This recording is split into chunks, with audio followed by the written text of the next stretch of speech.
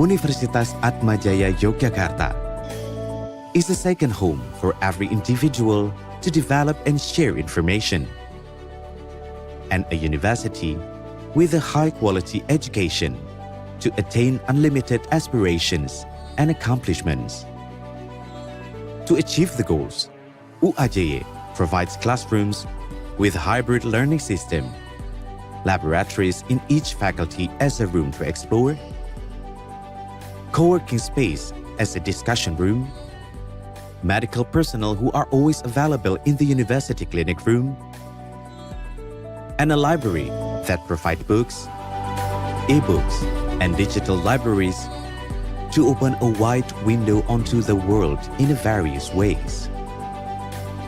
UAJY selalu konsisten memberikan pelayanan yang didasari rasa solidaritas kepada sesama. Selama saya bekerja di UAJY, saya merasakan kekeluargaan yang sangat kuat menjadi dasar bagi seluruh sivitas akademika. UAJY endeavors to develop graduates who are ethical, creative, innovative, adaptive, transformational, collaborative, and benevolent. All these are aimed to help students achieve their future dreams. Mendidik itu mengajarkan ilmu pengetahuan dan berbela rasa serta berkontribusi pada kesejahteraan masyarakat.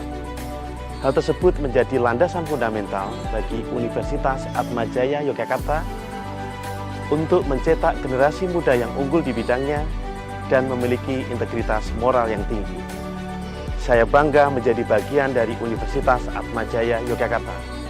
Viva UAJY, kami bangga ada di sini.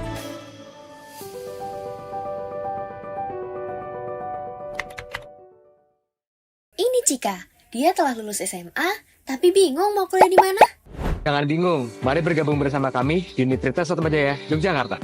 UAJY memiliki 7 fakultas dan 14 program studi yang dapat jadi pilihan loh. Jangan khawatir, UAJY menyediakan miliaran beasiswa yang bisa kamu dapatkan. Tentunya, terdapat program seleksi yang masih dibuka. Informasi lebih lanjut dapat mengunjungi situs pmb.uajy.ac.id. So, tunggu apa lagi? Bakal nyesel loh kalau nggak daftar sekarang.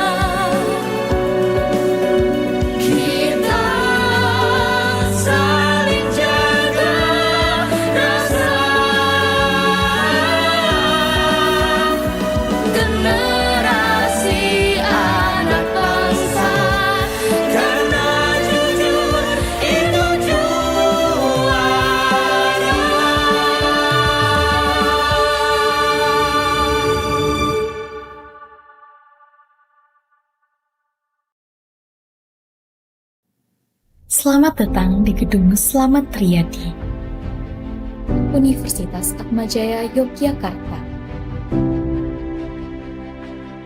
Universitas Atmajaya Yogyakarta dengan bangga menjadi tuan rumah Lomba Debat Indonesia tahun 2025. Ajang yang mempertemukan para pemikir muda terbaik dari SMA seluruh Indonesia. Di sini, gagasan diuji, keberanian diuji, dan logika dipertajam. Kompetisi ini bukan hanya tentang menang, tetapi tentang bagaimana setiap peserta menyuarakan masa depan. Dari Sabang hingga Merauke, para delegasi hadir membawa semangat, budaya, dan harapan. Bersatu dalam satu panggung argumentasi terbesar untuk SMA di Indonesia. Selamat datang di Lomba Debat Indonesia 2025. Siapkan argumen terbaikmu, tunjukkan potensimu, dan jadilah generasi pemikir masa depan.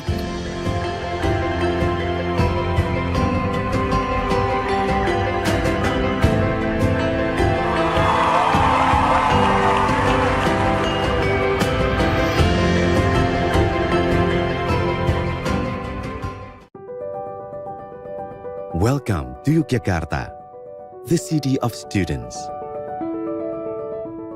The city where a significant number of public and private schools and universities are located.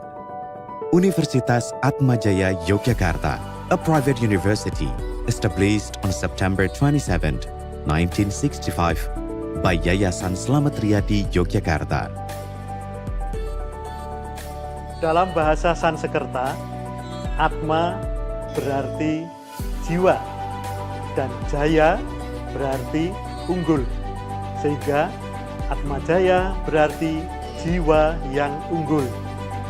Universitas Atmajaya Yogyakarta juga memiliki semboyan dalam bahasa Latin Serviens in Lumine Veritatis, yang artinya melayani dalam cahaya kebenaran. The four core values upheld by UAJY are excellence, inclusivity, humanism, and integrity. Excellence implies equality or being better than others. Inclusivity means encompassing all social groups.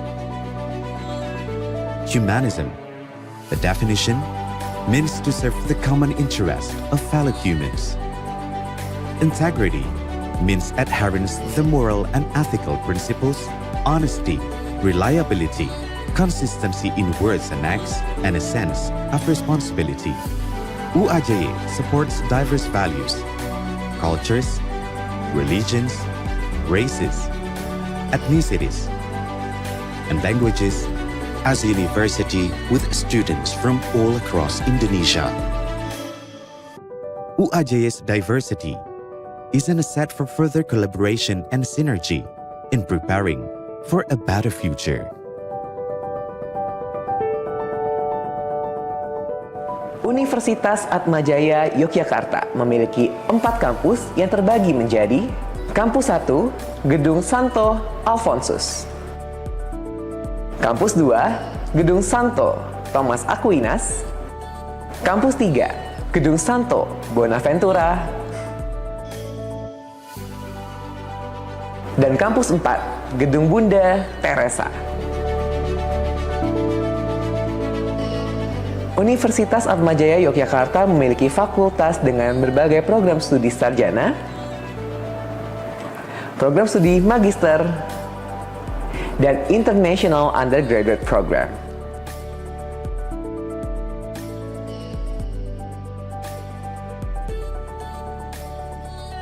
Universitas Atmajaya Yogyakarta is the second home for every individual to develop and share information, and a university with a high-quality education to attain unlimited aspirations and accomplishments. To achieve the goals, UAJY provides classrooms with hybrid learning system, laboratories in each faculty as a room to explore, co-working space as a discussion room, medical personnel who are always available in the university clinic room, and a library that provide books, e-books, and digital libraries to open a wide window onto the world in various ways. UAJY selalu konsisten memberikan pelayanan yang didasari rasa solidaritas kepada sesama. Selama saya bekerja di UAJY, saya merasakan kekeluargaan yang sangat kuat menjadi dasar bagi seluruh sivitas akademika.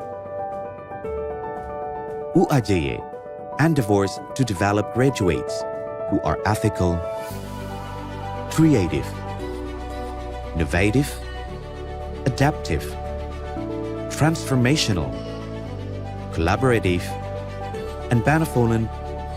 All these are aimed to help students achieve their future dreams. Mendidik itu mengajarkan ilmu pengetahuan dan berbela rasa serta berkontribusi pada kesejahteraan masyarakat. Hal tersebut menjadi landasan fundamental bagi Universitas Atmajaya Yogyakarta untuk mencetak generasi muda yang unggul di bidangnya dan memiliki integritas moral yang tinggi. Saya bangga menjadi bagian dari Universitas Atmajaya Yogyakarta. Viva UAJY, kami bangga ada di sini.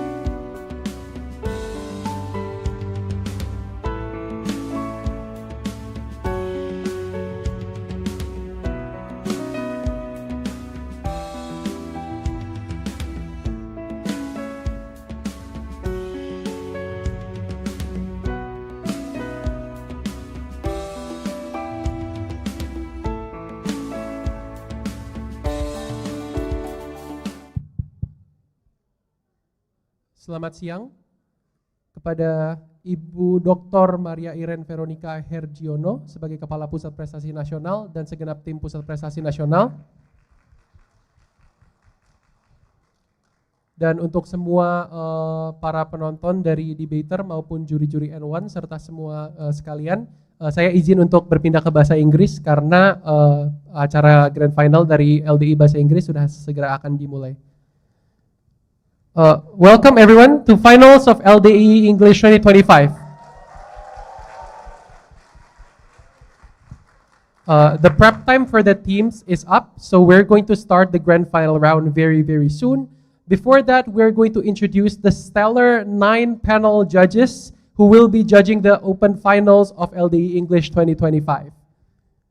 Firstly, Anisha Alistasia from Nusa Tenggara Barat, Open Champion of NUDC 2021 and all the other achievements that you can see on the screen.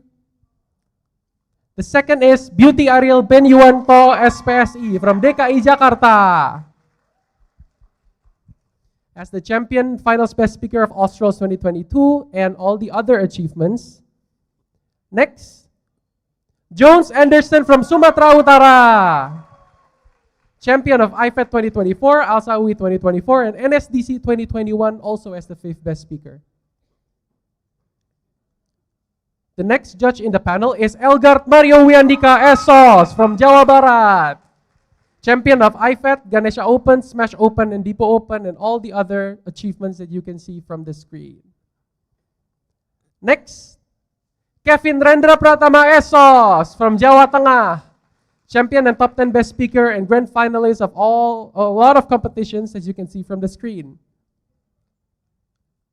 Marvel Samgar Amadeus ST from Sulawesi Selatan as champion of Al-Sawi 2023, finalist of Argumentum IV and all the other competitions.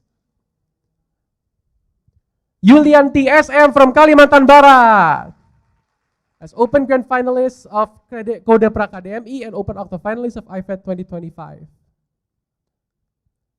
Yvonne Eng from Kepulauan Riau, Best EFL Team of UAJY 2024 and semi-finalist of NSDC 2023. Chairing the Open Final Round is a member of CAP, Manda Bagaskara SA, Open semi-finalist of Audipo Open, Novice Grand Finalist, and CAP of a lot of different competitions. Those are going to be the stellar 9 panel judges who are going to be adjudicating the Open Final Round of LDE English 2025. For the details and for the process of the competition, I'm going to give the floor to Manda as the chair.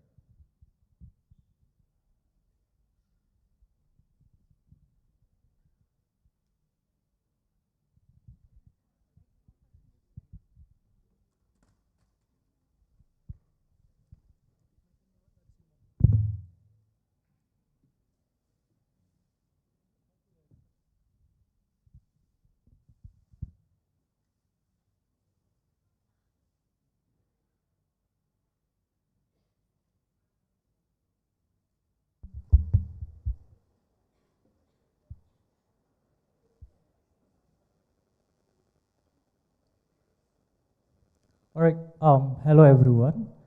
My name is Manda, be the chair for this round. Now I'd like to welcome both grand finalists for LD English divisions this year. In propositions team, we have the team from Banten. Give massive applause for all of them.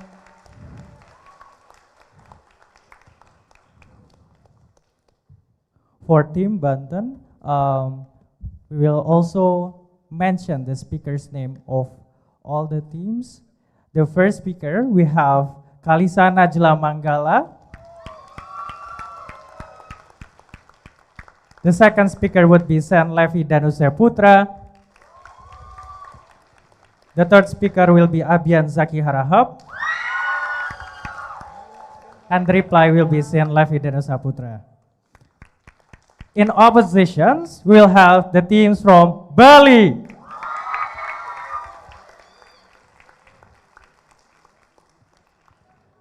In the first speaker, we have Putura Kaila Galuh Safitri. In the second speaker, we have Nadine Tirza Amadia. The third speaker, we have Edgar Wirasa Smita. And the reply will be Putura Kaila Galuh Safitri. Okay, before we start the final round, there are several reminders, especially for the participants. So please maintain your volumes, especially when you talk to each other. Please avoid any kind of sign toward the debaters. It include like saying here, here, or give applause and etc. You can give applause after the debaters finish their speech, but please avoid any kind of disruptions. Maintain your volume as well so the judges can hear clearly the debaters during their speech. For debaters, don't forget to use your own timer during your speech. POI is also highly encouraged. Please also use your microphone. Just test it before you start the debate. Okay. In the final round, we are going to discuss about economic, which is the motion for this round will be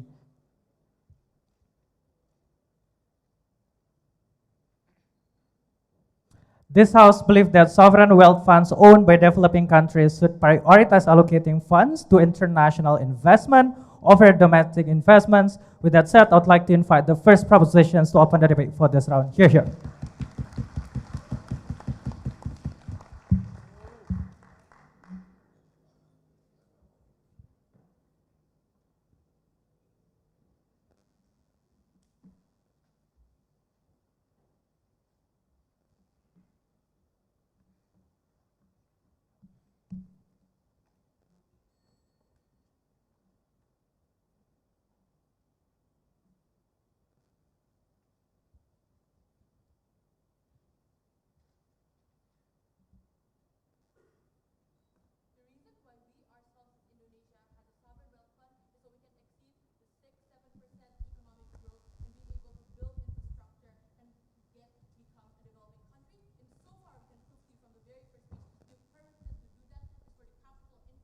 Capital to come in from these foreign investments, we win from the very first speech. I want to set up this debate then quite intensively because we want a clear debate. The first point is, what do we consider domestic industries and how are they picturized? We think it's three things. One, look at the motion slide, Judge. Exactly when they tell you that they're going to invest in these very preliminary things, i.e. things like, for example, food safety, green energies, which is most likely that these industries are going to be primary, i.e. things like, for example, palm oil, things like, for example, coal, things like, for example, nickel and metals and whatnot. But two, even if they're not, we say that they go to premature deindustrialization, which means that at the point in which, for example, a lot of countries like EU and America are pumping up their manufacturing, it means it gives up huge incentive for these developing countries to then just start selling their raw materials instead of investing in their manufacturing. So we say even if they went through a period of manufacturing, that's going to decrease because these countries are incentivized to just ship them off to foreign states. But two, it's also on the unskilled workers, and it's important because this means that there's also less likelihood for foreign investments to come in, exactly because of, first, on the lack of education, but also two, on the bunch of, like, for example,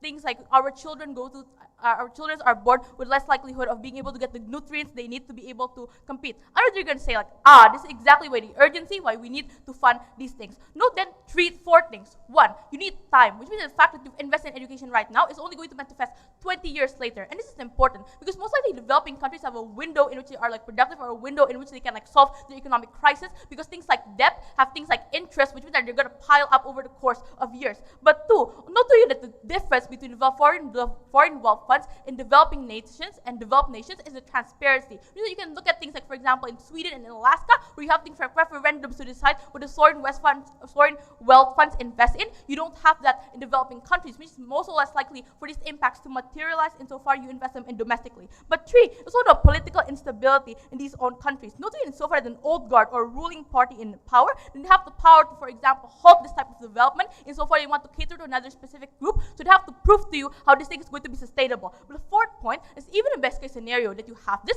then we see it's symmetrical, because note that sovereign wealth funds exist separate from the ministries of economy, from all of these different things controlling the economy. They have to prove to you the exclusivity why we need these individuals then to solely invest into investment inside the country. Because here's the thing then about state-owned enterprises. I'm going to posit to you two possibilities. One, that these are already heavily funded in the get-go because they operate at a loss.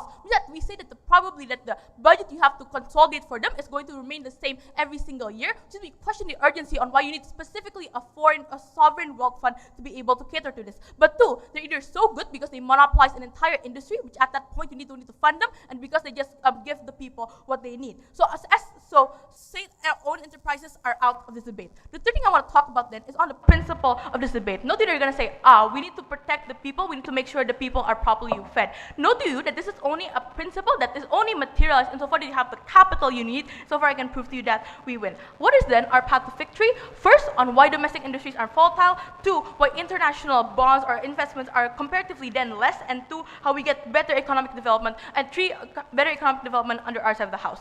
Firstly then, on why domestic industries are volatile. First, that they usually export raw commodities. And this is important because note that the price of oil right now is very going up and down. Comparatively, when you look at international bonds, because they're tied to a specific country's economy, there was multiple state actors are incentivized to make sure that they're not going down, not because they're not going to give not only because they're not going to give a return to the investment, but also because the people in a specific country are also going to suffer at the point that bond goes down. But 2, it's also on the political instability and uncertainty, which means that even if you invest onto these countries, that it's much likely that they're not going to go to the point in which they materialize for the individuals at the bottom. But 3 is also on the corruption. Note that this exists much more in developing states exactly because they're much more proximate to the sovereign wealth funds. They're more likely to be able to siphon off cash and like money from it. The 4th point then is also it's hyper competitive. Look at, for example, the industry is in China and India when they're fighting for the same commodities, the same market, which is most likely that even if you invested that, the return is not going to be that large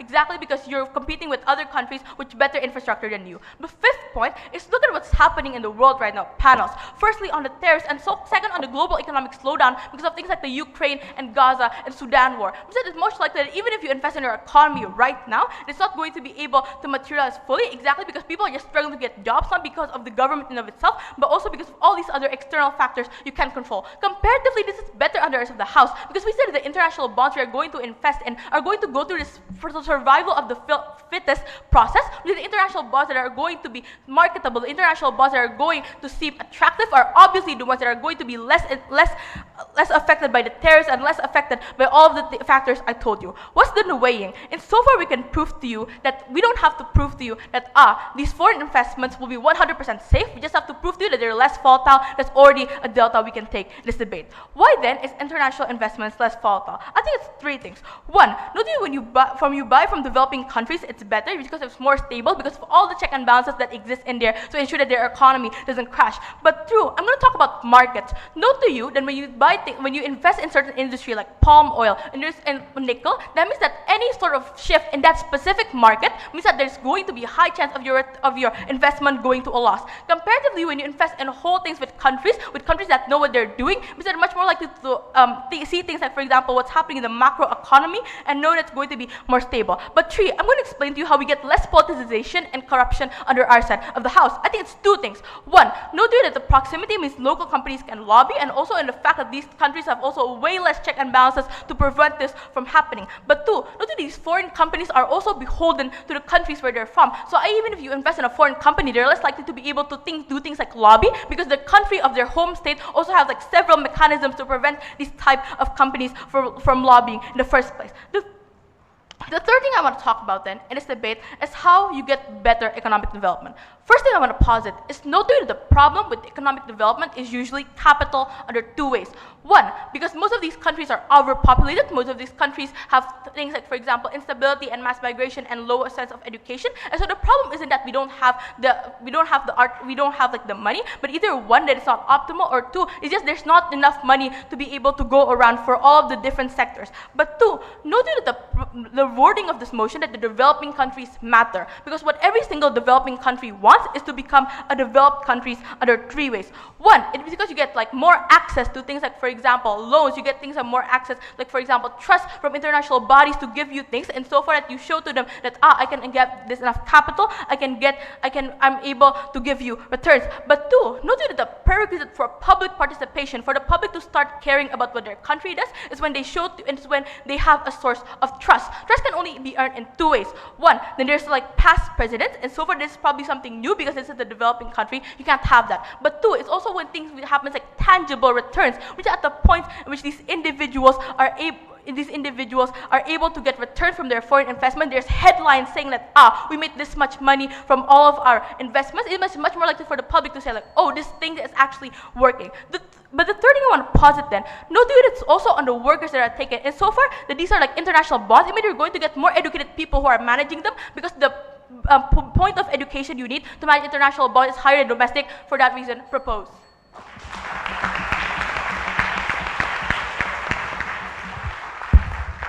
I think to the first proposition for the fine speech. Now I'd like to invite first opposition. Stop the debate in opposition side. Here.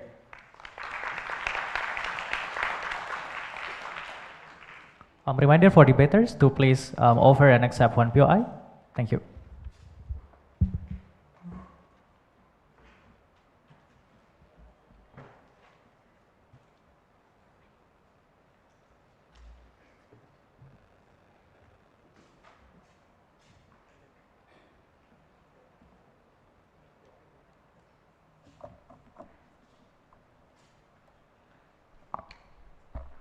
Testing, check. I'm guessing I'm audible.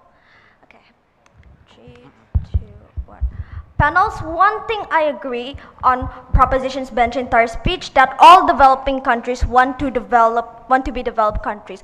Although there's one crucial thing that they miss, every single developed countries out there are already stable in the very first place before they can actually opt into more international investment. Proud to oppose. Before I go on to my arguments, I'd like to posit 2 main points of setup. A, regarding what does domestic investment actually look like, because they never touched on that underside proposition. We think that this is quite simple, like prioritizing investment on the essentials of the country, such as simply roads, such as schools, such as healthcare for the people as a whole, for the people to actually have more job opportunities, to open up the job opportunities to said people in the country, right? That's what the government is promised and actually is accountable to for us for so long on status quo. But also, secondly, simply what our goal is in this debate is to prove to you that we don't want for big companies such as Hyundai to actually be reaching out to us, or more importantly, like what Proposition is trying to do, we don't want to actually try to bribe those companies ourselves. We want them to actually come themselves to our country,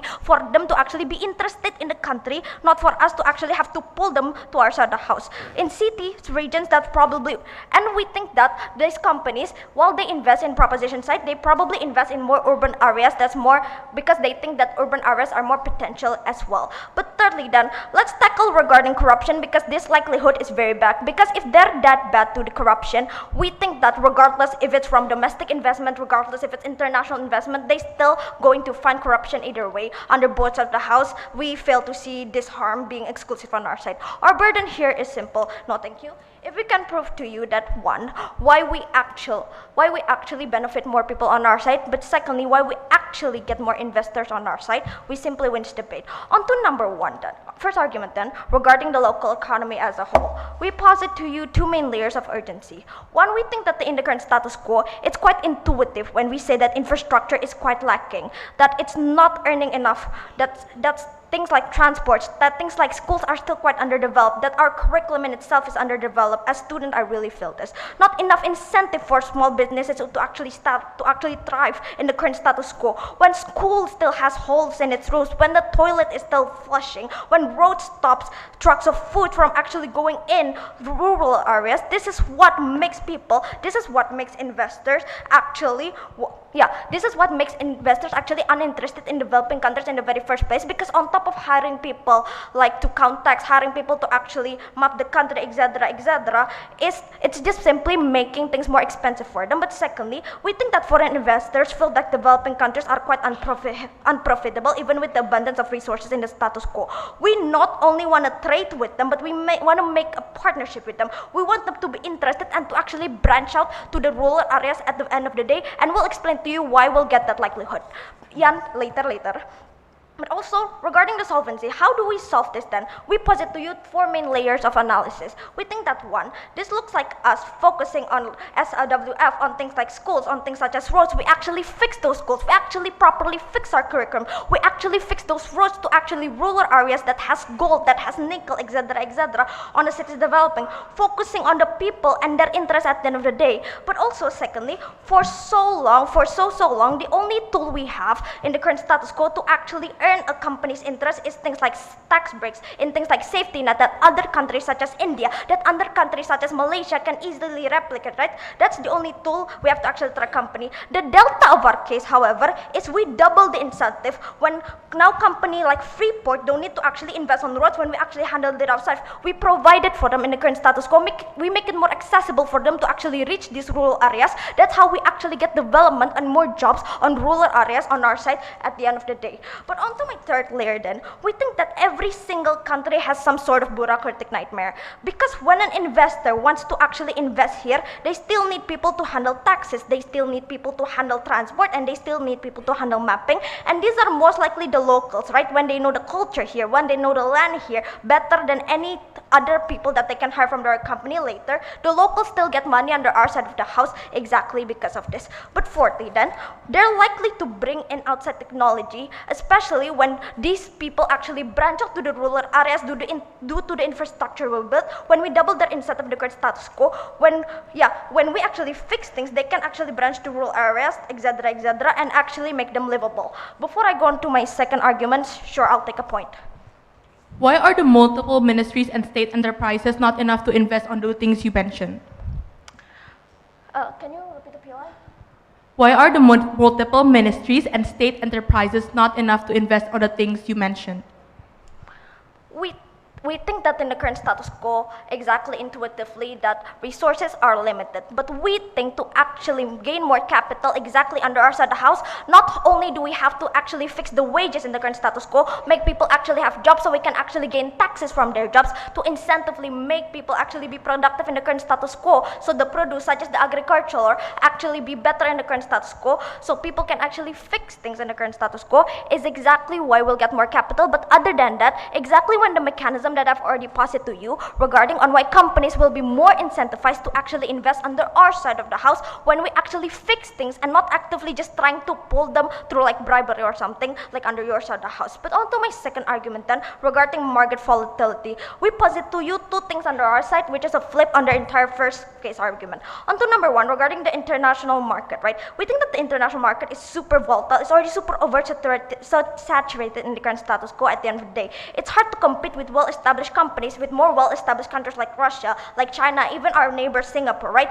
And more developed companies as a whole. But secondly then, the international market is again volatile due to the ever-changing policy. There are currently global tension between players like US, China, Russia. That is to say, when it's already hard and it's volatile, it's not worth it when there's no guarantee of income, because you as a developing country has limited resources. You need to invest in something more proper. You need to invest in something more certain to make sure it actually doesn't go to waste at the end of the day.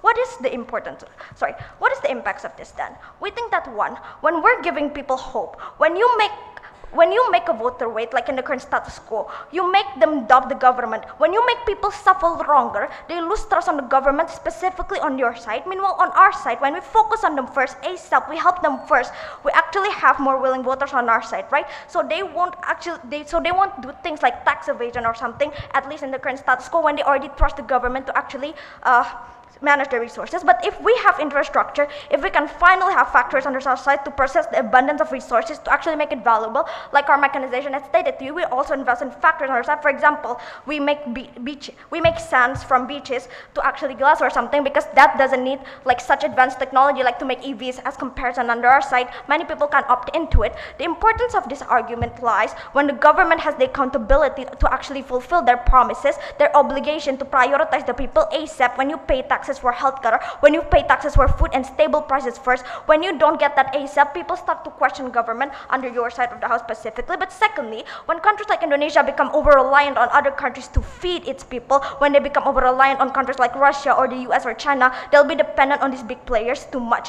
When you have the bare minimum, when you have a sustainable wheat field, when you actually can become independent yourself, at least make sure that your product is enough in the current status quo to feed your people. When you make sure that your product is enough to actually survive the global volatility, at least to a bare minimum, we proudly win this debate.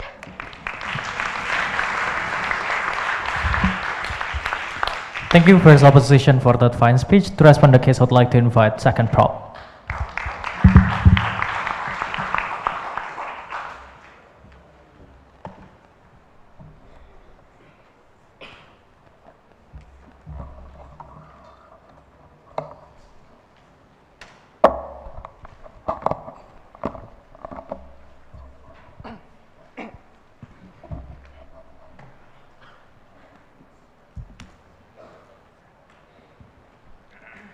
At the top of my speech, I want to make two strategic observations just to take down opposition case. One, we do not contest the importance of domestic development, but the debate is specifically with respect to the SWF and not from the perspective of the governments. It is therefore disingenuous for UP to impose the burden of national development for two reasons. First, one, SWF functions as a diversified savings and stabilization vehicle and not as a domestic development bank. I want to identify the historical emergence of why the SWF emerged in the first place. SWF historically emerged from states who had volatile or exhaustible sources of income like oil, gas, and mineral royalties, and the government wants to transform that into a stable, more diversified financial wealth across time. This is why SWF is distinct for two simple reasons on mandate. First, the obligation of SWF is for citizens to 20 to 30 years in the future, not now, not in the next election cycle. This is also to weigh things in like long term versus short term. But note, the whole point of SWF is to reduce exposure to the same shocks under the domestic economy. Instead of holding ongoing under the ground of like domestic bonds, the state says that we have a global mix of assets. The entire purpose, right, of this particular thing is that in a downturn, when commodity prices crash, as Kalika has clearly told you, or in capital fleece, the SWF can be drawn to stabilize the budget and stabilize the economy. So revenues from a coal farm or a palm oil farm can do things like be worth something in the future when these industries are particularly like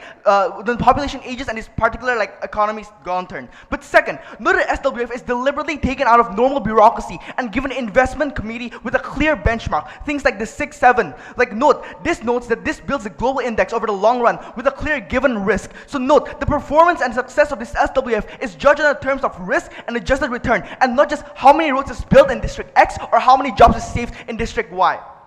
Why are these like framings round-winning panel? First, it just breaks the entire deadlock that has happened across First Exchange, on which you should principally prioritize and suggest that on our side, we have a third-party observer, because this House believes that motion, which means you should revert back to the mandate of a specific body, in this case the SWF. And so the main metric of the debate should not be about domestic development, but on risk diversification. So if your economy is already overexposed to domestic risk, the rational thing as SWF, as a savings vehicle to do, is to like not double down on that same risk factor. But if, second, the reason why should like revert back to the original mandate of the body is just to avoid over concentrating on like these particular things, because note, the funds allocated in this one sector is passed across multiple bodies, and this is very important because all of opposition bench is just like, oh, you're excluded insofar as there are like separate functions mandating for domestic developments. What do we have in status quo? Three ways. First, we have budget and line ministries, because note that currently the budget and the ministry are explicitly allowed to choose things like rural leaders or things like create roads that never have like generate full toll revenue and things like that. But note, this is very important because these projects have like they don't have direct cash flow. What the NBIT like APBN ministries particularly do and build this particular thing is like spending agencies. Spending on our side just offers budgets in a way that citizens, media, and parliament can see, and so the distributional choices that happen on our side of the house is just much better because there's a basis of public, and this is debated publicly to like target equity goods, so they can deliberately push more funding in poor or rural areas. But note, even in projects, these are fiscally costly. Note that like a lot of SWF has neither the mandate nor the institutional wiring to make this distinction based on decisions of the kind, because note, the models built around like portfolio management are not necessarily immediate infrastructure projects for public goods. But second, even if you buy that ministries have not been effective in alternatives, we do have other things like developmental banks and other institutional infrastructure frameworks like PT SME or in Indonesia, or like in PT Benjamin Infrastructure Indonesia, which can all do things like lend more or do things like impact like commercial terms. Note, these are very important because these are not available for the SWF and guarantees like viable gap funding, which are not specifically crafted to focus on things like sectors with spillover. So note, the question of opposition that they have to answer is why SWF? This is not a debate about urgency, it is a debate specific to the SWF. Why exactly this SWF and not the current like bodies that already have these particular things to accept lower financial returns for higher social impact that already operate under public investment and procurement rules? I already know what Diallo is gonna say, which is that he's gonna tell you that like, oh, there's not effective and it's not effective and it's not good. 3 points of weighing just to crystallize from DPM. First, the problem is ineffectiveness is not solved under their side of the house for the reason that even if like SWF is created, the same ministries and the same local elites will just like lobby the SWF. The same government who prioritizes bad projects into the budget will still push these things into SWF. The distinction is you destroy the fund's ability to do things like openly financial grants, and once a developmental impact is part of the SWF remit, any politically framed project requires a developmental level to justify it. But even if we bite the bullet, few responses as to why this is an independent pathway to victory and why you ought not to politicize the SWF. Few things. First, this is plainly ineffective because if you have to duplicate capacity and pipelines, because that same toll road, that same port will be still put out simultaneously to the budget, to the developmental banks, to the SWF. Each institution runs its own analysis and negotiates separately and fights for the ownership of the deal. And that is the distinct ways of technocratic talent that happens in developing countries. But second, when you force the SWF to do things like focus on developmental domestically, you just over-concentrate that in the same risk factors. And that's just bad because your economy is naturally fragile. And if SWF becomes domestically like finite, right, its effect starts to like resemble that of like existing problems. And this is bad because the other explosions are necessary because it's heavily domestic and things like reverse on the, and it is contingent on the domestic GDP and breaking with like loads of corporate consumer risk. And that's just particularly bad. So when the economy is bad, by like a negative shock, the falling commodity prices or global downturn hitting exports, you just get correlated losses everywhere. Like you have things like taxes that are falling, like domestic asset prices that are losing, and this just compounds over time. And now on their side of the house, SWF assets also simultaneously fall. This is very important. In opposition, to be clear, you lose the SWF ability to do things like stabilize funds because it no longer has an externally large, liquid, diversified portfolio that can be like it can be diversified everywhere. And this is very important because on their side, they are not exposed to the same macro shades and macro like harms that happen to the rest of the economy. So at that moment, the state dependently push an uncurated push of wealth at the top, and if the SWF is domestically heavy, it cannot play with that stabilization role and it just collapses with everything else. Furthermore, note that the SWF is seen as a domestic development actor. So like every major domestic actor and every like mayor and government wants to push things like political coalitions for the infrastructure. Like a government who wants a highway or an airport, therefore like pushes towards that particular SWF and faces and pushes and lobbies against them. This is very important because on our side of the house, if the SWF sits somewhere outside of the normal budget process, it becomes convenient to things like bad money, public money, without calling it like spending. And so equity injection is just much worse. Why is that? What do we have to trade off? What does opposition have to trade off? First, that the KPI is unclear insofar as returns are like are unclear. Like SWF can say that we at least achieve like social goals or like projects fits commercially. They can say like at least we save jobs and just like gets away like accountability on their side of the house. You have a clear strategic asset allocation, like certain percent of goods and equities and words and things like that. But note, on our side, we have more transparent marketing because these are not things like just like adjusting for the Bloomberg aggregate and things like that. With that, the wing is very clear. SWF loses ability of stabilization and diversification. And at best case on opposition side of the world, they will still fall and it's still like safe under the same ministries on our side of the house and the development bank space. So the delta is you just lose the last needle and the last safety bank that happens in domestic currencies because uniquely, you don't have the particular safety net anymore. On our side of the house, I'm going to be very clear on risk diversification. We tell you from the get-go, the domestic development and investments are driven by the same shocks in commodity prices and political instability. But the issue with that is that on weighing, this just collapsed, and when the SWF collapsed, then everything just collapsed. Like your VAT is going to drop, like everything else is going to drop, and your consumption just inevitably bails. So what happens is the market stagnates, and you uniquely don't get any benefit on their side of the house. That's why you should vote for prop. Thank you.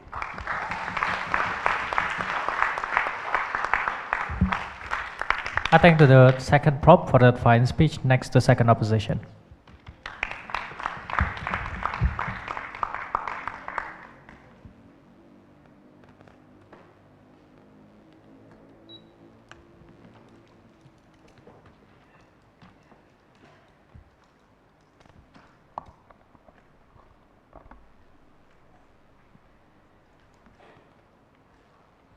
If Banten was really concerned of domestic risk, how you solve it is by developing it and not leaving it.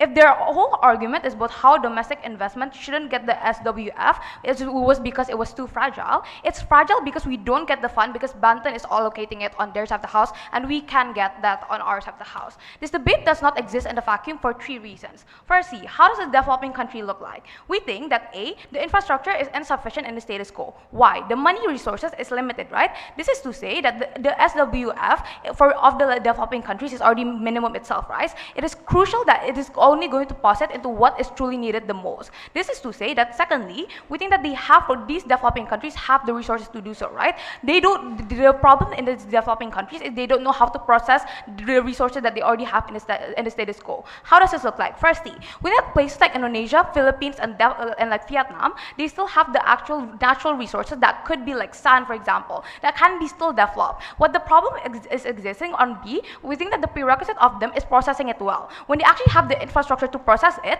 they need the fund for them to be allocated on our side of the house. This is why we can actually get it processed well, because we actually have the infrastructure to do so. What does these developing countries need? On three folds. Firstly, on infrastructure. Second, on labor work. Thirdly, on the help on the most urgent issue, which is to nudge the society with these sustainable research that we can posit on our side of the house. But second fold then, we think that these domestic investment, PM conceded that these are primary things, right? Exactly when it's primary thing, we need to solve them first. We think that there was never a clear understanding and a clear urgency as to why they posit about how we actually have to jump into this secondary issue as what they're trying to posit on their side of the house, right? We think that we solve the most crucial problem on our side of the house before we nudge the rest. This is why it's crucial on our side of the house. But thirdly then, on international investment, we think that they needed to posit why these investors are even interested at the first place, right? This is to say that there's have to be a big offer that they have to give on their side of the house. We already you, the SWF was never enough to actually get this investment in the first place. We question the likelihood they never recognize this. But before I move on, is there any PY?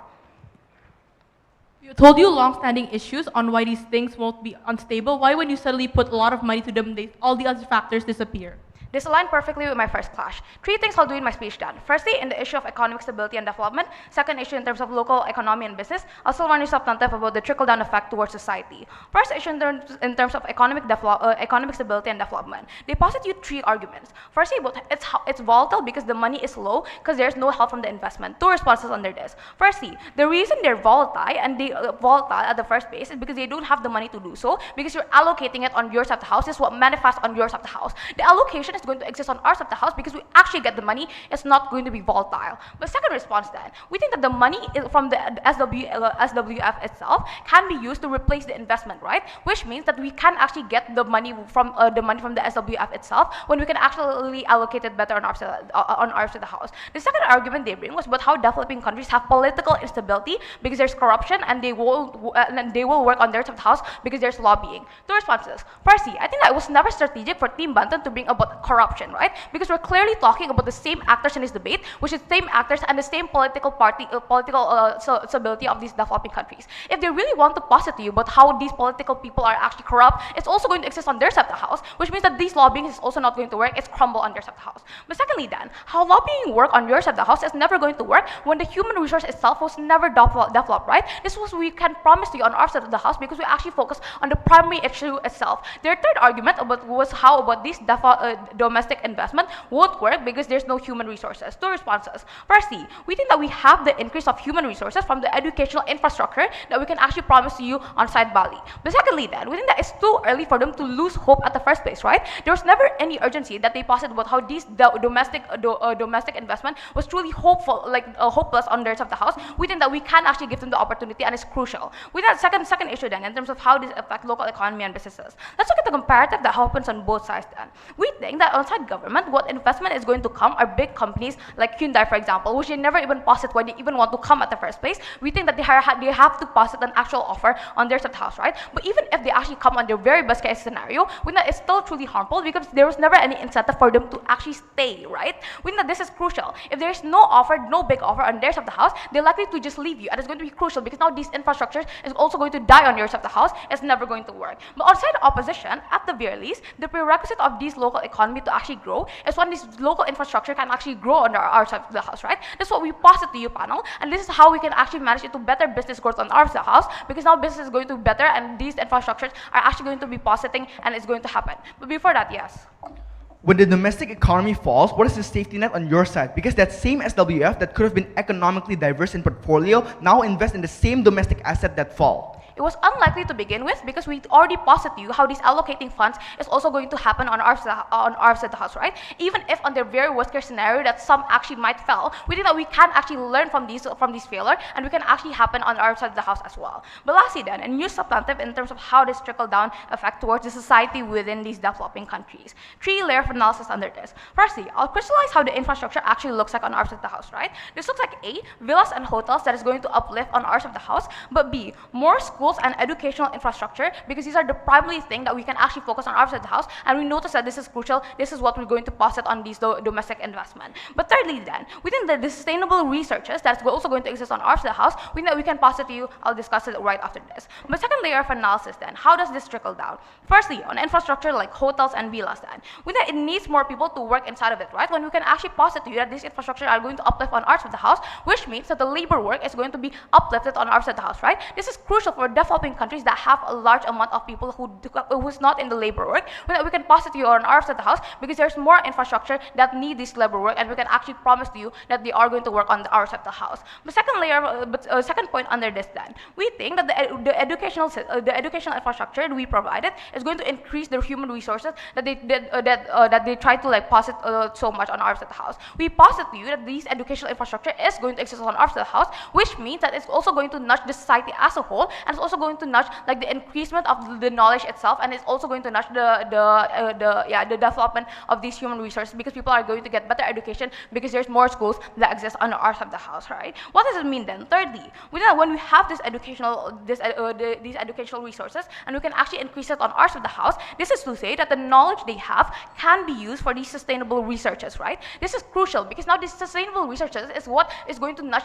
everyone and not only the country itself but also the world, right? We think this is crucial, especially for developing countries, because they never have the actual resources to do so. We think that by this educational infrastructure, we can posit to them the actual knowledge that can actually provide them the stepping stone in order to actually reach the sustainable researches, and it's possible. How should you weigh this then, panel? We think that the fact that we can actually trickle down into better effect and towards society, and we can nudge them specifically without having to wait for the process that take really long on their side of the house, when they actually have to firstly wait for the investment itself, secondly wait for the actual interest of the investor itself, which is really unlikely because they never posit. If they really want to posit on third speaker, it's too late. We think that what have we posited to you on my speech then? Firstly, we posit to you about how economic stability and development is going to be better on our side of the house, and we can actually achieve these local economic and stability when we actually have more infrastructures and more businesses that we can actually provide and actually prioritize on our side of the house. The trickle down is massive. I'm beyond proud to stand on Team Bali.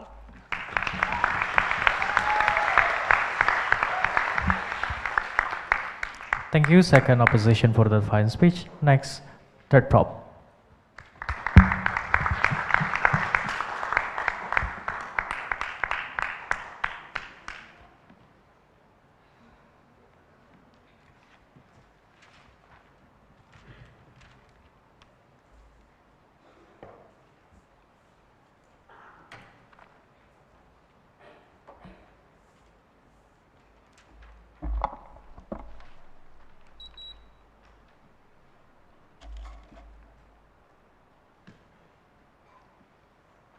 There's like 6 to 7 contentions on their side contingent to having investors in the first place. Insofar that you do not have any reason for investors to stay in the first place because your domestic portfolio is already horrible. Insofar that they've never proven to us that their domestic portfolio is good enough so they can get the investors, keep them from staying, then their side of the house ultimately loses on this debate. The thing is, their side of the house tries to pose it to us like an imaginary urgency, that the fact that we can get people that are educated eventually in the long time. But in the same speech, they try to tell us that, oh, we're going to build schools, we're going to make sure people are educated.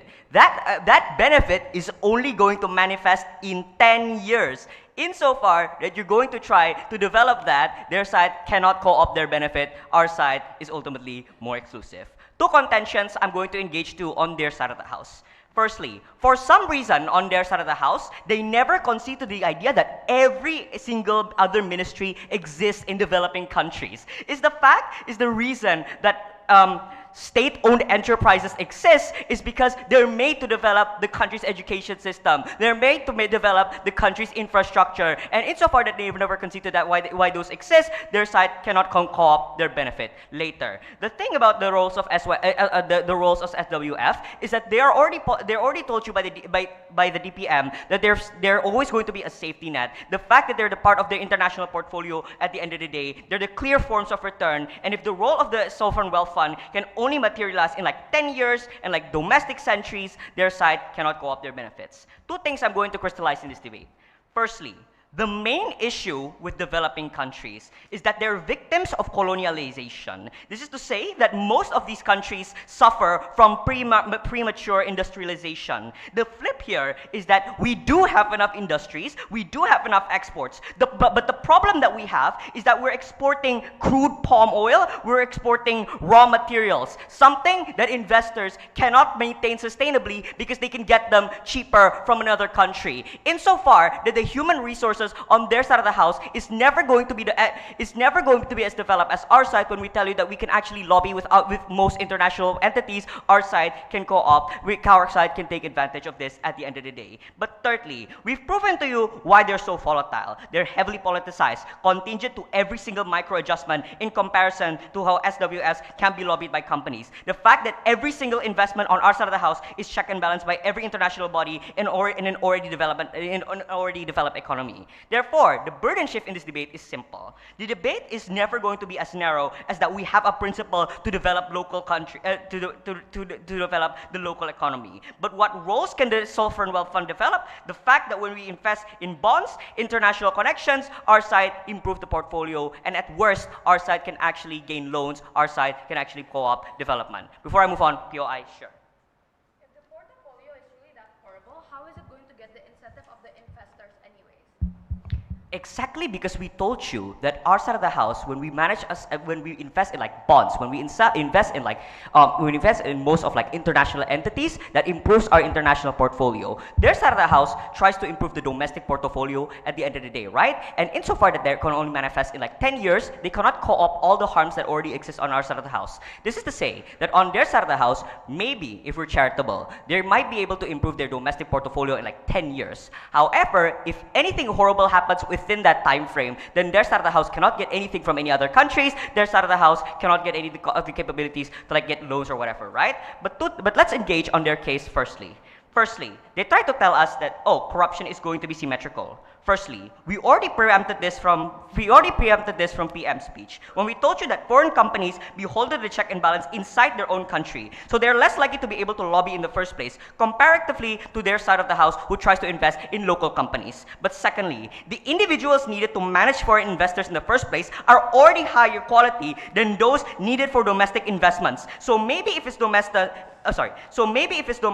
you can only hire the people that are not already educated in the first place. Our side ultimately co-opt this benefit. But secondly, let's get into the contentions in this debate. Firstly, they said that their side of the house wants to focus on local industries development.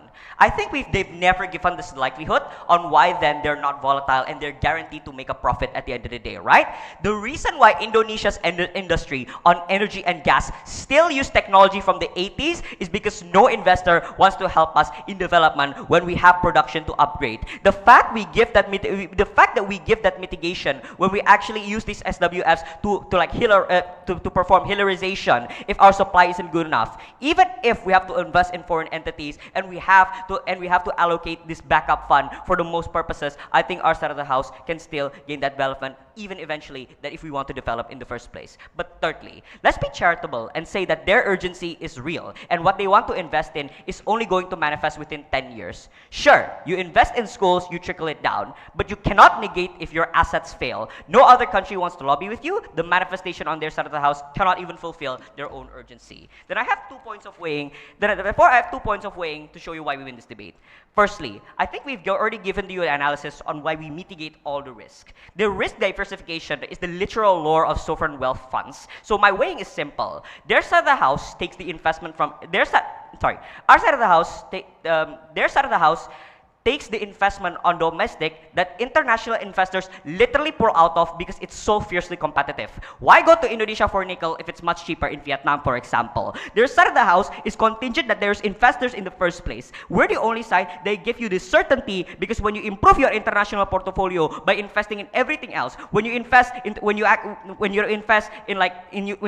bonds, when you invest in foreign industries, you have that image coming in. You have the ideation that we can win in the worst situation at the end of the day. But thirdly, we give you the analysis of every single factor of how volatile the current market is. The fact that every single developed country is worried about their own political conflict in status quo is the exact reason why even if you invest in your own domestic economy, you're not going to be able to get any help from anyone else. It's the fact that when you as a developing country try to develop your schools, it doesn't matter if the next day every single country is at your neck because you aren't going to give them nickel or whatever. This is why we told you down the bench that the fulfillment of the sovereign wealth fund is only capable if you're able to fulfill its actual role. The fact that on our side of the house, it is never going to be domestically centric. The fact that the role on their side of the house is that, oh, our side of the house can fulfill every single burden and education. But on our side of the house, at the very least, if we're being charitable, our side of the house can fulfill that. One, we're able to get much more investment. We're able to get much more long-term lobbying on our side of the house at the end of the day. But then,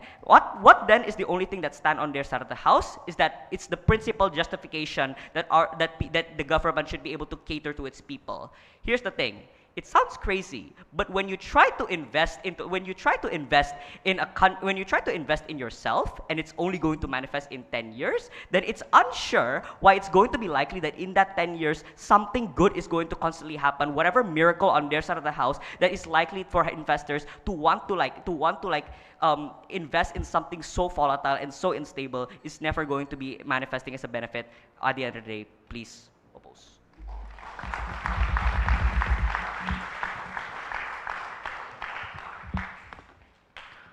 I think to the third prop for the final speech.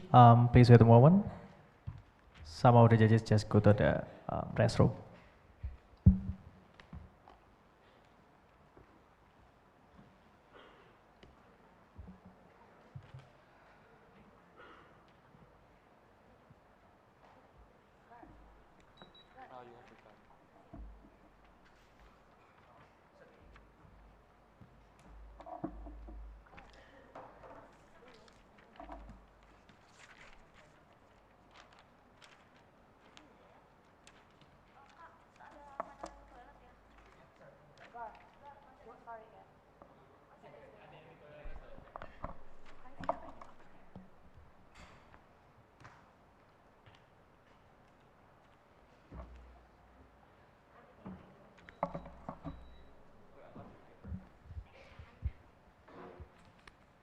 Yep. To continue the debate, we'd like to invite third opposition here.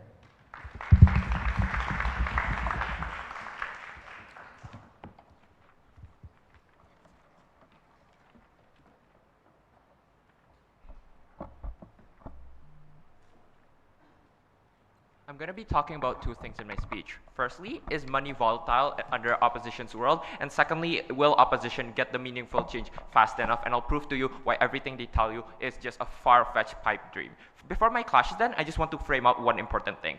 I think that panels, you should throw away everything DPM told you about principle, because at the core of it, everything they told you on principle is attached to the success of their investment in the end of the day. So it does not stand alone as its own principle, because what they told you was like, oh, at least we invest in other means, and that is the principle as SWF. What we told you was that SWF's importance and principle is making the country richer and making the wealth management good. So insofar as we could prove to you, we have meaningful benefit in the economy under our side, we outweigh their principle. First clash then, under is money volatile under opposition. First thing they told you is like, you have other firms and that is sufficient. Three reasons as to why it's not. Firstly, we told you that it's unlikely to work perfect in and of itself, because if local firms were likely to work perfect in and of itself, we wouldn't even be debating this motion in the end of the day. But secondly, what we need for these local firms and for this local infrastructure is not more firms, but more money. Money injected that's only coming from SWF, right? That was the question they never answered, why the money they get from SWF under their side will be so good, and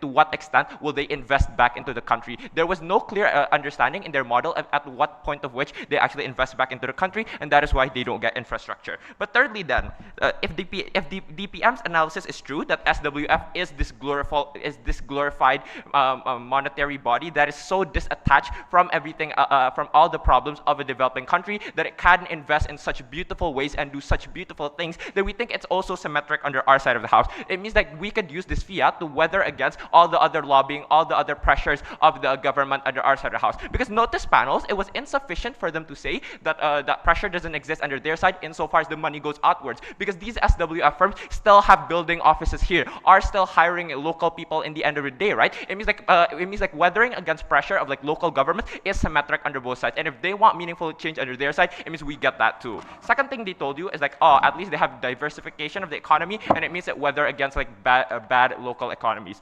Several mitigations. Firstly, I want to point out that their characterization of diversification and economic boom, local economic boom, is insufficient, because they're treating it as a zero-sum game, that insofar as there's a monetary problem in a country, the country immediately goes collapse and everything, and like the economy goes back to zero. But we tell you that it's not like that. But secondly then, when you invest more in these local economies itself, it means you get to weather against more change. We tell you that there will be that the problems of economy happens to its own certain degree, right? It's not like there's a monetary problem and every monetary problem is going to crash the economy. It means like when you invest more money in the local economy, like under our side of the house, you get to weather against that. But given that there will be fluctuation into the local economy no matter what under both sides of the house, I think it's better under ours, because you actually get to weather towards like certain problems of the economy. It was unclear why that's quotable at their side of the house. But thirdly then, at the very worst case where you do get local economic booms under our side, at least you get to control the problems of the monetary economy under our side. Because under theirs, you have to invest elsewhere, to like the US, to the West, or something like that. You don't get to control the monetary policies in the US or the West. Each developing countries get to control their own monetary policies, and that is why it's unlikely to fail. Third thing they told you is like transparency is bad under our side. Three responses to that. Firstly, I think the growth is much more proximate under our side of the house, because it looks like building schools, it looks like building roads, it looks like building economies, right? You see the growth on a day-to-day basis, you see schools being built, but under their side, you don't see like money getting sent and getting transferred to Goldman Sachs or something like that. It means like check and balance and scrutiny is much better under our side, because people could like understand problems more. But secondly then, the comparative then is that you never know what your company is, what your country is investing in under their side. Given their own characterization that SWF is like not transparent, then why is it then likely for them to submit tax reports or to submit audits or something like that under their side? But lastly then, I want to note that if that to its own extent, it's symmetric, right? The deadlock breaker is people actually care about watching if the roads are being built. People do not care about numbers going up. It's very boring to them to look at numbers, and that is why check and balance and scrutiny doesn't exist under their side. Fourth thing they told you, oh, the companies are subject to corruption and lobbying under our side. Two responses to this. Firstly, I think there are already check and balances, like the Constitution, or like people will be outraging, like the recent riots or something like that. But secondly, the only way this debate is going to be charitable is if we assume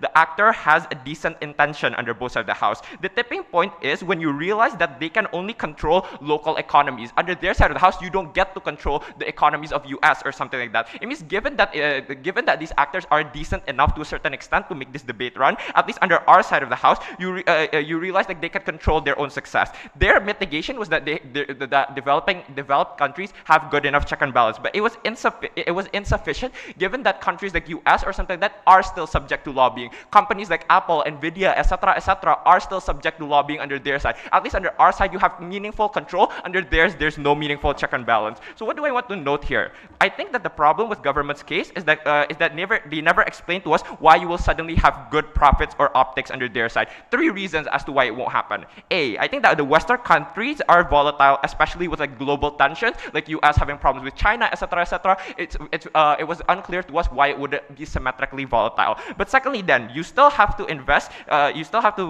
In monetary instruments controlled by other companies, right? And I think that like these companies later will manage their own funds in their own self-interested ways, right? It means like if you invest into China, but China wants to lower their own currency in order to export cheaper, it means you take the harms that China imposed on themselves because China could benefit from that. that, but you can never meaningfully benefit from that. You only get the harms because you don't get to control the monetary policies of other countries. But see then, it was never clear to us why your portfolio as a developing countries that they characterize to be so bad will suddenly be immediately clean under their side. Because I think that insofar as they've not proven any meaningful benefit, it will still be bad to a certain extent. Before second class, yes, I'll take point. If some countries are volatile, why can't you just invest in other countries that aren't that volatile? Look, countries are going to be volatile to its own extent, and you cannot control countries around you. At least you could control your own country, and that is why if they want to say SWF has meaningful power, they will control their companies good, and they will control their own countries good and make it good. Second clash then, and do we get benefit fast enough? They say that it takes a long time to get return on investment. Their responses: firstly, it doesn't always look like building school, right? It looks like building roads and infrastructure to attract foreign investment. It means we get foreign investment under our side, and these foreign investors are likely to stay under our side. There was no comparative under theirs. But secondly then, there are other forms of investing in your own country, right? It could be like quick workshops or something like that. It doesn't need to take 10 years as they characterize. It may be like just 6 months and you could make somebody that's being effective. But thirdly then, the worker for the smelters that we built under our side doesn't need that much training anyways. You could probably only teach them for 12 months or something like that, and they'll become an effective member of like the economy. There was no comparative as to why it's better under their side. Look, if everything they told you about slow benefit is true and you do buy into that panel, then it means you should vote for our side, because it was unclear to us why even in their best case scenario that they do get money from the international investment, when or how they were going to invest back into the country. At least under our side, we invest back now. Even if it takes 10 years, it's 10 years now. At their side, at best, it's 15 years. Vote for opposition.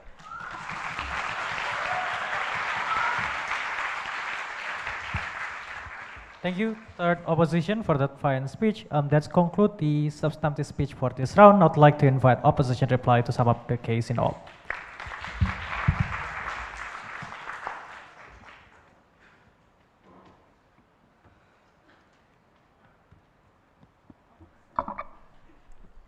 Check, check. Nice. 3, 2, 1. When the status quo looks like our LDBE counterpart struggling with internet connection when coaching in Sukawati, when their work is still so rocky that it's inhuman, we've never been prouder to oppose for them, and to say that their struggles are imaginary, like what proposition cite this, physically hurts. Before I go into my two clashes, two things I'd like to point out in this debate. One, we urge proposition to be bold. When you ask for us to trade off our benefit, please notice panels, when they themselves keep saying that they can still focus on development, is then trying to co-opt our benefits. One question to them: where is all this money for the development coming from when you focus on foreign investments personally on their side of the house? But secondly, because this is so minor but for some reason it keeps going on, why are you suggesting that domestic companies is corrupt but international companies don't? Unfortunately, when you're that bad to corrupt, no company giant is free of this sin. They just simply hide it better the bigger they get. But on to my two clashes then regarding development and investors. One on development. Simply, as a developing country, where do you get enough money or resources to prioritize both foreign investment and domestic investment? Simply, we think it's impossible. Like we've posited to you since first, your investment depend on global stability under their side of the house. They try to posit to you that we're volatile on our side when we do domestic investment. We try to posit that it's the opposite. Like we said to you since LO, for example, predicting global market is harder than predicting a weather when it's cloudy, because when countries are that secretive, when a politician bad mood can affect a market through unnecessary things such as huge tariffs, etc., that is unpredictable. And keep in mind that their case is contingent on the global economy being stable. That makes it one question: how about things like COVID? How about the Russia-Ukraine war? These things don't get accounted for on their side of the house. And we've posited to you panel since first and second, and they still ignore this harm in third. If Abian's analysis on countries' moral is true, why China and Taiwan is still so tense in the current status quo, and why the world still let it happen anyways? The way here is simple. We fail to see proposition's logic when they keep pushing on you on investment, right? They keep saying if we invest in school, the benefit would only come like 6 to 7 years later, right? Simply, on their side, if you invest first without guarantee, by the way, panels, then invest in school, it'll take them even longer. It'll take them like 20 years instead under their side of the house. Their logic doesn't make sense. But secondly, on money and resources, what we posit to you since first is that we kill two birds with one stone when you focus on this one thing, which is domestic facility. Two ways: A, you benefit the people that pay taxes, that actually hold you accountable. You actually give them the incentive to trust you as the governing body of those people. But also B, you don't need to reach outside to actually these companies under our side, because you just need to wait, because the incentive is already doubled under our side of the house that we posited to you since first and second. But on to my second question regarding investors. We think that the argument of second government whole case for companies to be interested in rural areas, our entire case is a prerequisite to this argument for that entire argument to apply, because we've proven to you two things here, panel. One, we've proven to you when you invest in roads, transportation, etc., only then will rural area be enticing to investors in and of itself. But also secondly, we've proven to you that it makes it cheaper on our side of the house. That's what investors actually want. And to do this, they need to prioritize domestic development and facility first and foremost before you go to outside investment under their side of the house. We think that if they try to co-opt this, they are simply being super half stands. The importance of this is simple. Our mechanization is a prerequisite to the trickle-down benefit of development, which encompasses two things. A, when you develop your foundation first, you become a stable source of survival for yourself. It makes you survive global volatility like COVID, like global tensions, etc., etc. It makes you independent. And one of the goals of developing countries such as our beloved country Indonesia is to be independent in ourselves. We don't want to be dependent on any country else, or at least keep the dependency to a minimal. But B, exactly as my third half emphasized, you can control your own country economy. You cannot control international tension. You cannot control international war. You definitely cannot control diseases like COVID. All reasons above, proud to be grand champion of NSDC 2025.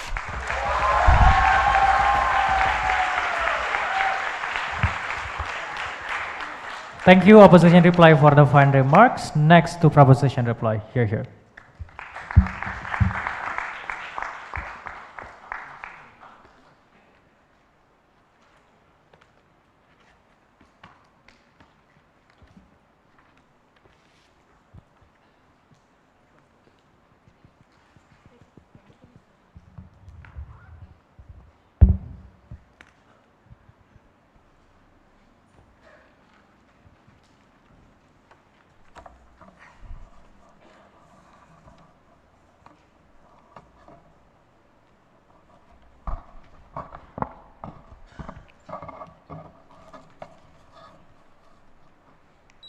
Team Bali brings this very weird proposition in P2 where they say, oh, foreign individuals won't be integrated when like we tell you that they never understand the motion in the first place, because this exists in an international marketplace, which means this is buy and sell. This is not a partnership. But even if you take their incorrect picturization, they've never given you a weighing on why foreign investors will be appropriate in a nation that doesn't even show interest in buying bonds. Insofar as the person next to you, that these countries have unskilled workers and premature deindustrialization, then the only way to be able to catch up and start manufacturing again is through foreign money and knowledge transfer. The fact that the opposition can say, oh, we don't need to invest in like US and Apple and etc. This means that the medium voter knows exactly which countries are volatile or not. So it's unclear as to why they're portraying is that this is a shot in the dark. But this is where Kalika and Abian's call out really matters. Because note to you, when we opt into foreign investments, the urgency is to hire good people. And this matters. So we hire that Oxford or Harvard graduate because uniquely, these are the individuals who know which foreign investments are good,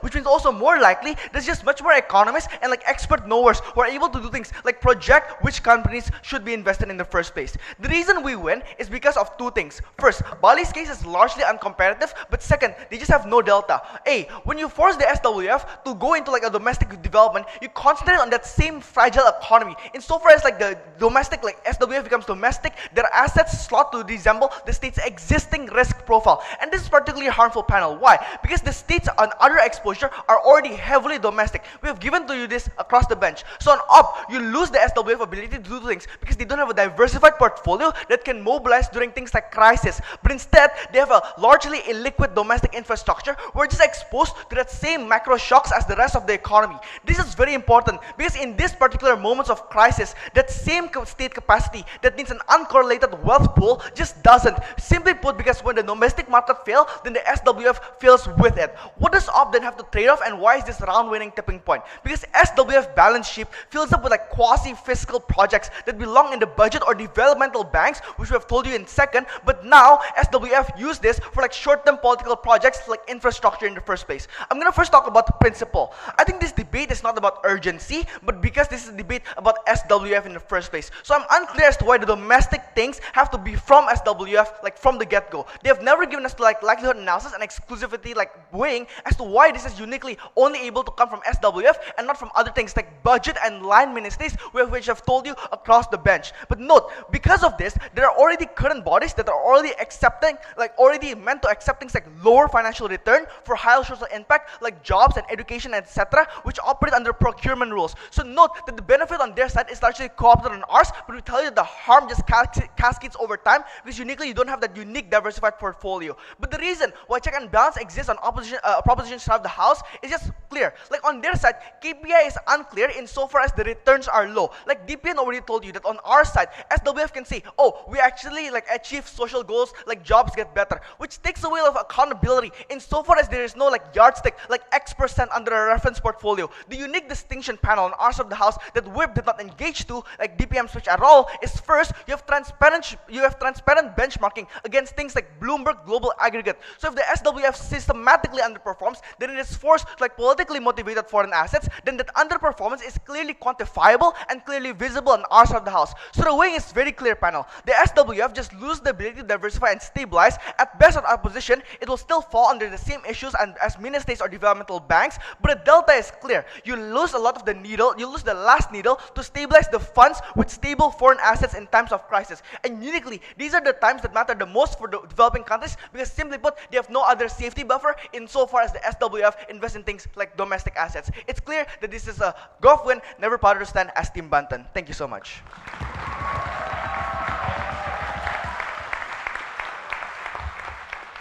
Thank you, Proposition Reply, for that final mark as well. That's concluded the debate for this round. For everyone, please give a massive applause for both grand finalists. Yep, that's enough, the grand final. Both teams can just cross the floor, check hand, and wait for the announcements in the closing ceremony. Best of luck, everyone.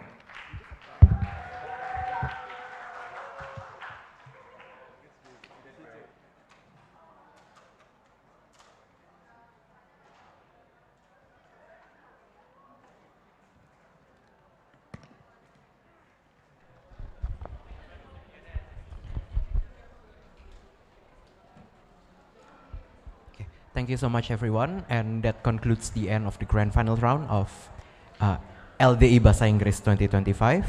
We highly ask all participants, including juri N1 dan pembimbing masing-masing. Kami meminta seluruh peserta, termasuk pembimbing dan juri N1-nya, untuk menunggu di auditorium lantai 4 di hall ini untuk beberapa menit ke depan karena bus untuk kembali ke hotel dan persiapan penutupan sedang dipersiapkan di bawah.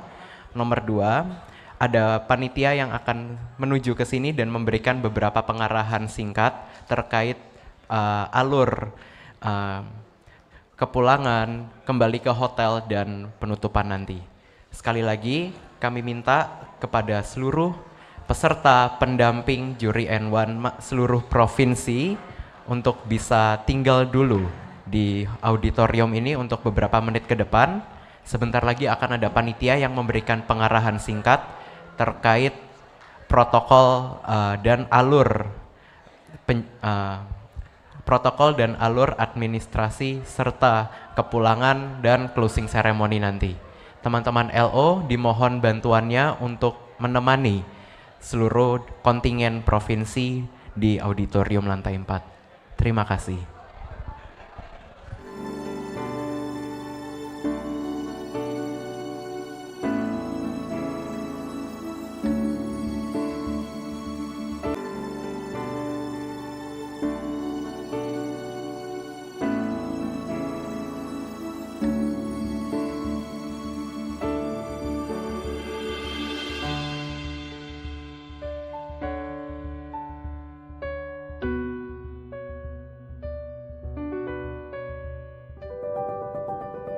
Welcome to Yogyakarta, the city of students. the city where a significant number of public and private schools and universities are located. Universitas Atmajaya Yogyakarta, a private university established on September 27, 1965 by Yayasan Slamet Riyadi Yogyakarta. Dalam bahasa Sanskerta, Atma berarti jiwa dan Jaya berarti unggul. Sehingga Atmajaya berarti jiwa yang unggul. Universitas Atmajaya Yogyakarta juga memiliki semboyan dalam bahasa Latin Serviens in Lumine Veritatis yang artinya melayani dalam cahaya kebenaran. The four core values upheld by UAJY are excellence, inclusivity, humanism, and integrity. Excellence implies equality or being better than others. Inclusivity means encompassing all social groups. Humanism, the definition, means to serve the common interest of fellow humans. Integrity means adherence to the moral and ethical principles, honesty, reliability, consistency in words and acts, and a sense of responsibility. UAJY supports diverse values, cultures, religions, races, ethnicities, and languages as a university with students from all across Indonesia. UAJY's diversity is an asset for further collaboration and synergy in preparing for a better future. Universitas Atmajaya Yogyakarta memiliki 4 kampus yang terbagi menjadi Kampus 1, Gedung Santo Alfonsus. Kampus 2, Gedung Santo Thomas Aquinas. Kampus 3, Gedung Santo Bonaventura. Dan Kampus 4, Gedung Bunda Teresa. Universitas Atmajaya Yogyakarta memiliki fakultas dengan berbagai program studi sarjana, program studi magister, dan international undergraduate program.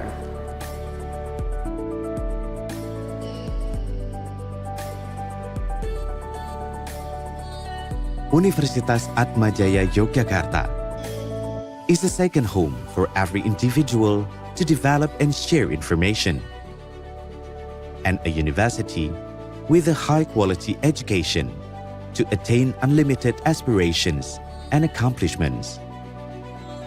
To achieve the goals, UAJY provides classrooms with hybrid learning system, laboratories in each faculty as a room to explore, co-working space as a discussion room, medical personnel who are always available in the university clinic room, and a library that provide books, e-books, and digital libraries to open a wide window onto the world in various ways. UAJY selalu konsisten memberikan pelayanan yang didasari rasa solidaritas kepada sesama. Selama saya bekerja di UAJY, saya merasakan kekeluargaan yang sangat kuat menjadi dasar bagi seluruh sivitas akademika. UAJY endeavors to develop graduates who are ethical, creative, innovative, adaptive, transformational, collaborative, and benevolent. All these are aimed to help students achieve their future dreams. Mendidik itu mengajarkan ilmu pengetahuan dan berbela rasa serta berkontribusi pada kesejahteraan masyarakat. Hal tersebut menjadi landasan fundamental bagi Universitas Atmajaya Yogyakarta untuk mencetak generasi muda yang unggul di bidangnya dan memiliki integritas moral yang tinggi. Saya bangga menjadi bagian dari Universitas Atmajaya Yogyakarta. Viva UAJY, kami bangga ada di sini.